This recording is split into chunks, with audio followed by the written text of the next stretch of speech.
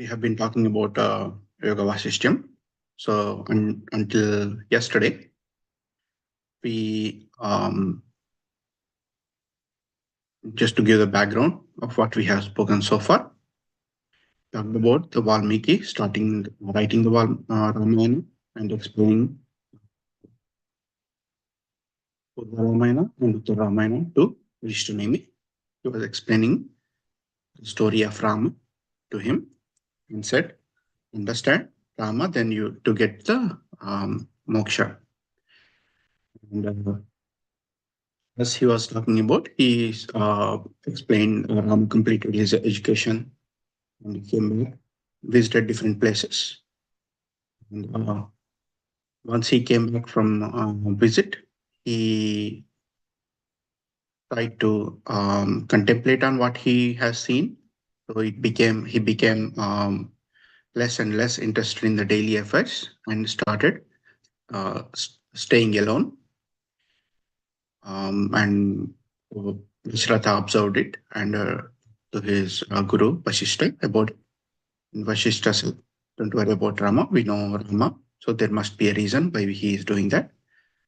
So we'll talk to him and get an understanding of what needs to be done, what needs to be answered, basically." And the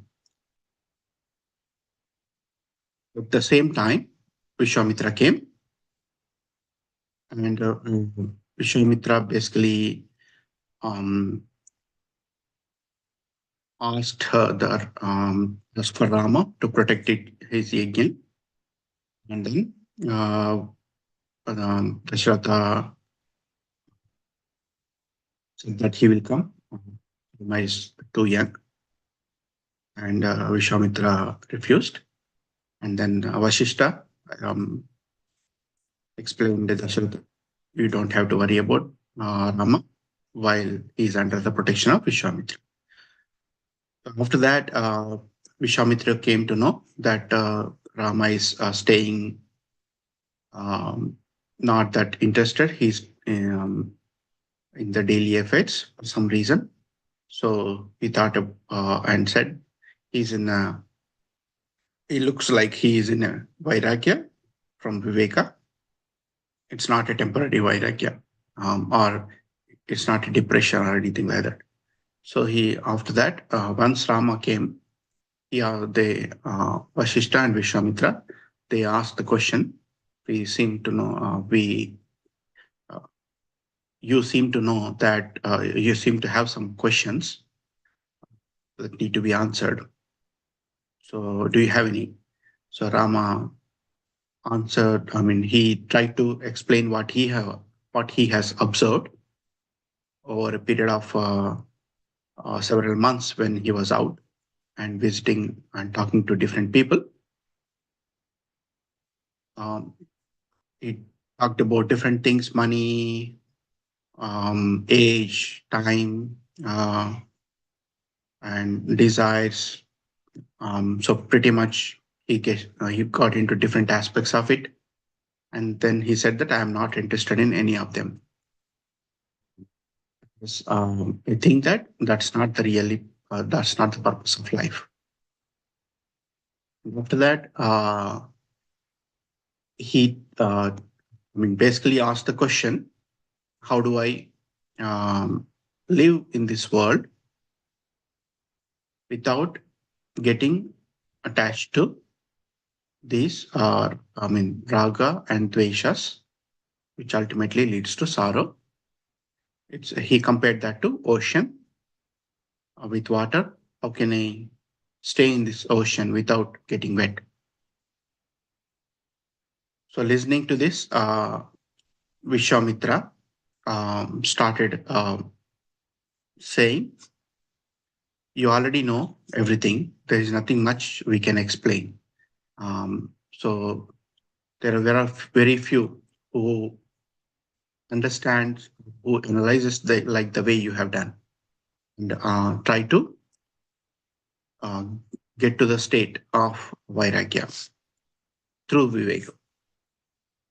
So then he said that there is one more. There was a person whose name was Sukha.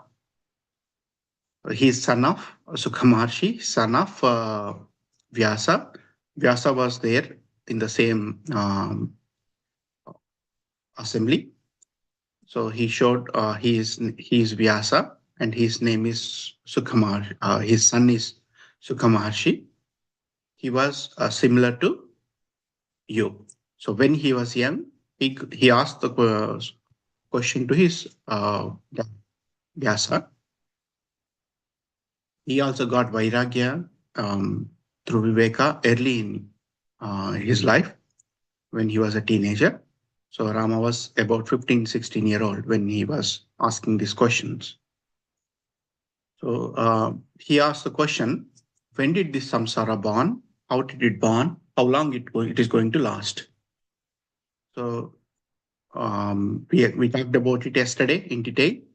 So Vyasa tried to give the answer by saying he gave a rope and a snake example and gave the answer saying that if you whenever you at the time when you saw this rope and thought it was a snake, that's the time samsara was born. It means that um, it is samsara is born through your ajnana. So as soon as you realize that it is not a snake, it is rope, then your ajnana is gone. Then at that time your samsara ended. So there is no birth to the samsara or death to the samsara. It is your sankalpa. Through your sankalpa, you get the samsara, and through your sankalpa, you get out of the samsara. So he said that, and when he said it, Sukha Maharshi said, I already know what you're saying, but I don't seem to uh, convince, or I don't, even if, even after listening to you, I don't think I am convinced about the answer. I don't fully understand. So Vyasa thought for a moment and said, why don't you go to Janaka Maharshi? I mean, the sense he's a Rajarshi, Janaka, King Janaka. He will be able to explain give answer to your question. So Maharshi went and tried to meet Janaka. So he kept him when Janaka came to know that Sukha is here to meet you and understand and understood why he is here. Then he kept Sukha waiting for, he did not ask him to come inside. He told him, I will call him. So that's after that, no answer came for 7 days. So Sukha was sitting outside the palace and waiting for King Janaka's invitation to come inside. So he sat there for 7 days. Nobody has asked his how is he doing? How is he doing? What does he need any food? Does he need any water? So he was sitting just simply observing surroundings. After that, he called him inside the palace, stayed in the palace for another 7 days. Again, he was simply sitting inside. No, nobody has really attended to his needs. And then he asked, after 7 days, King Janaka told his servants to please bring him into Antapuram with all the facilities, food, all the luxuries, even with Antapuram with filled with beautiful women as well. So he asked them to call Sukhamarshi, and he stayed there for another 7 days. King Janaka never met him for almost, 21 days. And even in Antapuram, he was just like the way he was outside. His personality or his uh, the way he was observing things, or the way he kept how he kept himself did not change regardless of the state he was in. So he was like a sakshi to the surroundings. After the 21 days, then he asked uh, his servants to please bring Sukhamarshi to Janaka. And once Sukha came to Janaka, he tried to, he asked the same question. Sukhamarshi asked exactly the same question he asked his dad, Vyasa. So he asked, how did this samsara born? When did it born? How long it is going to last? So King Janaka gave exactly the same answer as Vyasa. So after listening to that, Sukhamarshi said,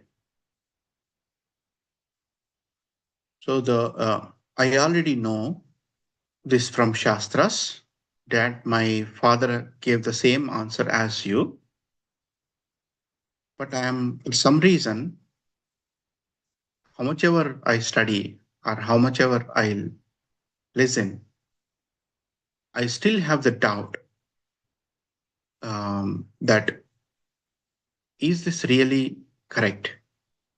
That means Shastra says yes. I think you, as well as my father, the great people like you and my father, gave the same answer, but I don't seem to like to convince about the answer. And at that point, and then and asked the question. He asked the question again to Janaka. How do I? Can you please enlighten me?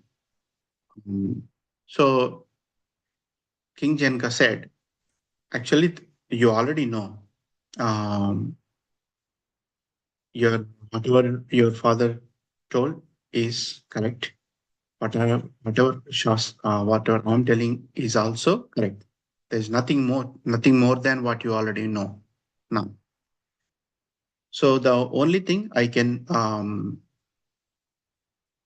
see that you are contemplating on the Jagat. That means you are thinking about whether the Jagat is real or not. So you are not able to get to the reality. You are so what I suggest is, because Jagat is mithya, if you are thinking about mithya, there is nothing you are going to get out of it. So he kind of says, if you do chintana on the Jagat, you got only chinta. That's what he says. So uh, what I suggest you to is stop contemplating on Jagat, that it is whether it is real or not. There is only one thing real, which is Brahman.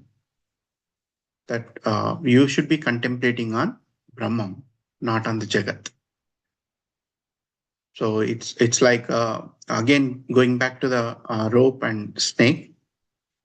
So only when you see the rope,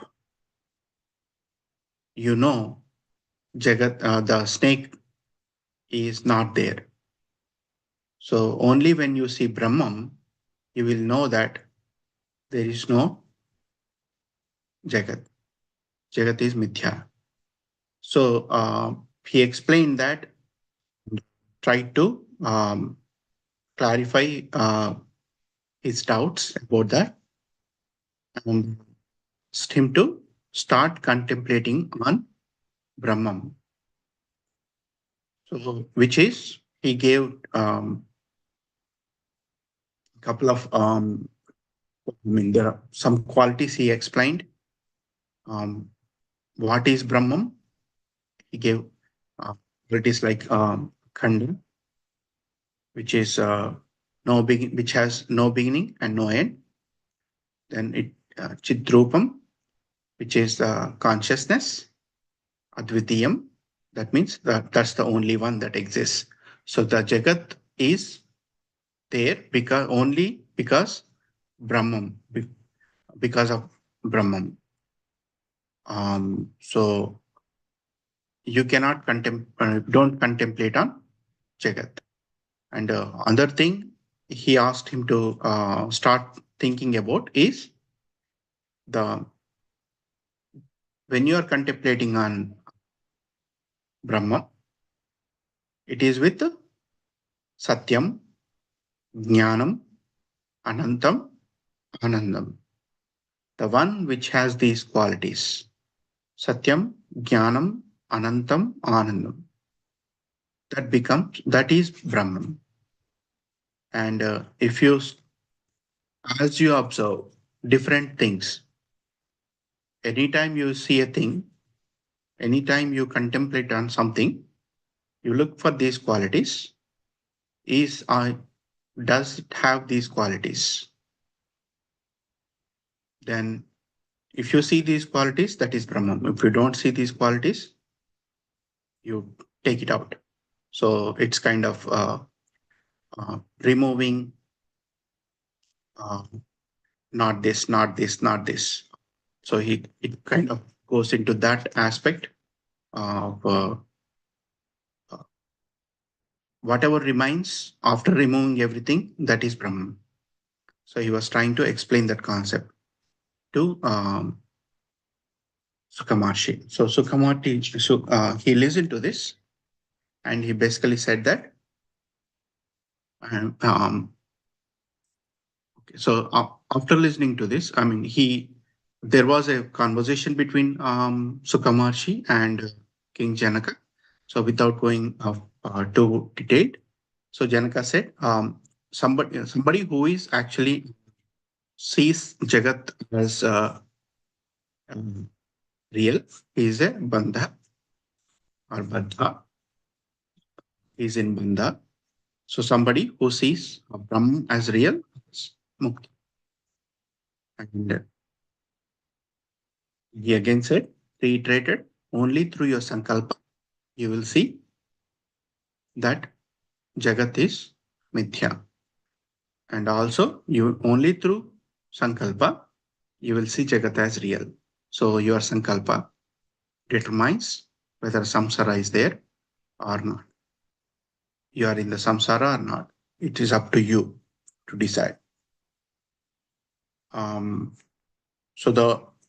he started saying that Sukham, you are one of the guys, one of the very rare, very, very rare personalities who get to the Brahman, or who is trying to attain to the state, or who got the Vairagyam already at the age of in teenage without going through the bhogas. So typically, normally what happens, you go through the bhogas and then you realize there is nothing in these bhogas. And then bhogas, when you go through all the luxuries in life, then at some point realize this is this is not what I'm looking for. So then you get to the Vairagya. But you are one of those rare people who got the Vairagya without even tasting the luxuries. So, and he's called him Mahavira, and the intention of this the word is, he basically tries to say that to get to the spiritual side, one needs to have courage to be able to be to contemplate or to live a spiritual life, which is courage, fearlessness. Only who has that courage make can go through the spiritual and anybody with the people with the emotional imbalances, weak, with the psychological disorders, they cannot go through the spiritual. Explain that. Said that you are greater than me and also your father. After that, Sukha Maharshi left. He gave final namaskars to Janaka and gave his thanks to for enlightening him. And then he goes on to Meru mountains and he reached his Kaivalyam. He actually sat in there and contemplated on Brahman and he reached Brahman there. And after Vishwamitra kind of concluded that, so Rama, you are similar to Sukha Maharshi.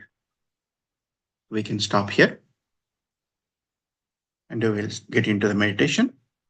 Cross your legs, clasp your fingers, close your eyes, and